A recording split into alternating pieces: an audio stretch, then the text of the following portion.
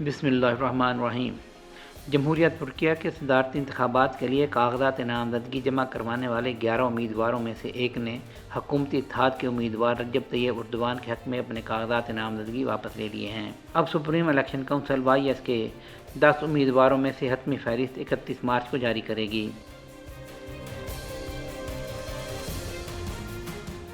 14 مئی کو ہونے والے الیکشن کے لیے صدارتی امیدواروں کے حمایتی ووٹروں کے دستخط حاصل کرنے کا دلچسپ مرحلہ جاری ہے، جس میں ہر امیدوار کو کم از کم 1 لاکھ دستخط حاصل کرنا لازمی ہے، اور اس کے لیے YSK نے 27 مارچ کی شام تک کی ڈیڈ لائن مقرر کر رکھی ہے۔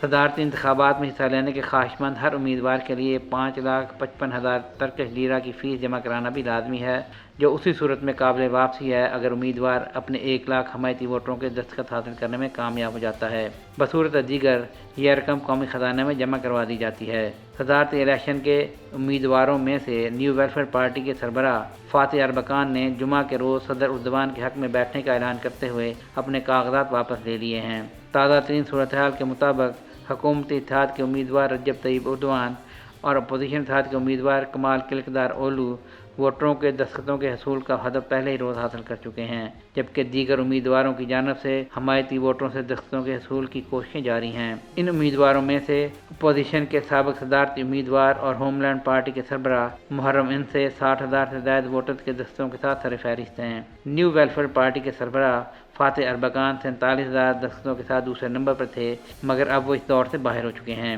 سابق رکن پارلیمنٹ سینان اوغان 30,000 ووٹر دستخطوں کے ساتھ تیسرے نمبر پر ہیں، جبکہ ایک اور سابقہ صدارتی امیدوار پیٹریاٹک پارٹی کے سربراہ ڈوگو پرنچک 12,000 دستخطوں کے ساتھ چوتھے نمبر پر ہیں۔